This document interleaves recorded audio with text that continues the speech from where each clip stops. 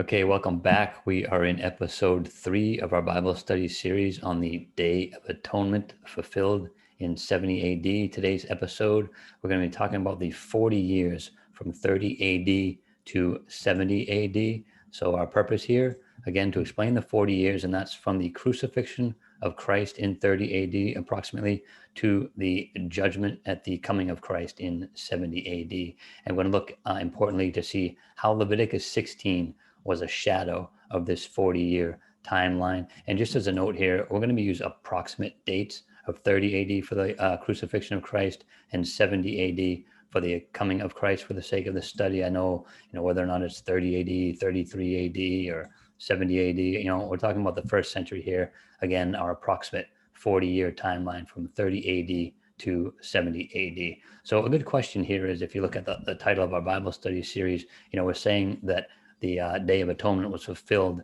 in 70 AD. So a good question is, if Jesus was crucified as the sin offering in Leviticus 16 in 30 AD, then why are we saying the fulfillment of the Day of Atonement is not found until 70 AD? So that's the question I'm going to answer here. And just a reminder, this study is from a preterist perspective, meaning that we're of the belief that Christ came in 70 AD. That was his return when he came in judgment on Jerusalem, to punish the wicked and to reward the righteous. So our sequence and timeline here of Leviticus 16. So the goat for the sin offering, as we talked about in previous studies, this Jesus represents that goat. That goat for the sin offering in Leviticus 16 was killed before the goat for Azazel was sent into the wilderness. Here's our passage here, Leviticus 16, 8 through 10. It says, "Then Aaron, the high priest, shall cast lots for the two goats, one lot for the Lord and the other lot for the scapegoat. And Aaron shall bring the goat on which the Lord's lot fell and offer it as a sin offering. But the goat on which the lot fell to be the scapegoat shall be presented alive before the Lord to make atonement upon it and to let it go as the scapegoat into the wilderness." So when was Jesus crucified? Again, for terms of this study, we're saying approximately 30 AD. But then after this, after the crucifixion, no, when was this goat for Azazel sent into the wilderness? And the answer is that it was after the sin offering had been killed and its blood had made atonement for the holy place. So that's important, what was going on, the blood being made for atonement inside the tabernacle in the holy place. And here's our passage here, Leviticus 16, verse 20 to 22. "And when he had made an end of atoning for the holy place, the tabernacle of meeting, and the altar, he shall bring the live goat." Again, this is talking about the high priest. "Aaron shall lay both his hands on the head of the live goat, confess over it all the iniquities of the children of Israel, and all their transgressions concerning all their sins, putting them on the head of the goat, and shall send it away into the wilderness by the hand of a suitable man. The goat shall bear on itself all their iniquities to an uninhabited land, and he shall release the goat in the wilderness." So who and what was it that washed away our sins? And again, our background here is we're comparing the sin offering to the goat for Azazel. So Hebrews 9 tells us who and what it was that washed away our sins. It says, "But Christ came as high priest of the good things to come, with a greater and more perfect tabernacle, not made with hands, that is not of this creation. Not with the blood of goats and calves, but with his own blood, he entered the most holy place once for all, having obtained eternal redemption. For if the blood of bulls and goats and the ashes of a heifer, sprinkling the unclean, sanctifies for the purifying of the flesh, how much more shall the blood of Christ, who through the eternal Spirit offered himself without spot to God, cleanse your conscience from dead works to serve the living God." That's Hebrews 9. We're going to jump down a few verses later in Hebrews 9 to verse 24.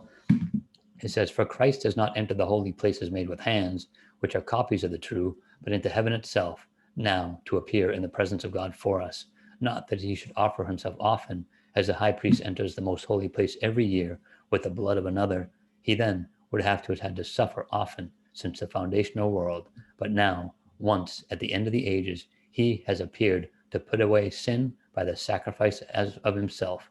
And as it is appointed for men to die once, but after this the judgment, so Christ was offered once to bear the sins of many. To those who eagerly wait for him, he will appear a second time, apart from sin, for salvation." So, lot to be said there. I mean, could have just read this whole Hebrews 9. There's just so much spiritual truth going on here, and in comparison to what happened in Leviticus 16. So our observation regarding this final verse in Hebrews 9, Hebrews was written just prior to 70 AD, just prior to the destruction of the temple. So the end of that 40-year wait was almost over. Christ was coming soon, and the first century church was eagerly waiting for him, as it says here. So note, to answer our question from above, who and what was it that washed away our sins? Jesus, it says, he put away sin by the sacrifice of himself in verse 26. Christ was offered once to bear the sins of many in verse 28. He did these things with his own blood, verse 12, and it was by the blood of Christ that these things were done, verse 14. So a note here, it's not the placing of the sins on the head of the goat for Azazel that accomplished atonement for us. It was the sin offering, Jesus Christ. So it was the sin offering, Jesus, who bore our sins. And again, that was just a little note back to our previous study on Azazel. But now, back to our timeline. So the annual ritual of the Day of Atonement in Leviticus 16 served as a dress rehearsal for the ultimate Day of Atonement, which happened in 70 AD, first century, from 30 AD to 70 AD.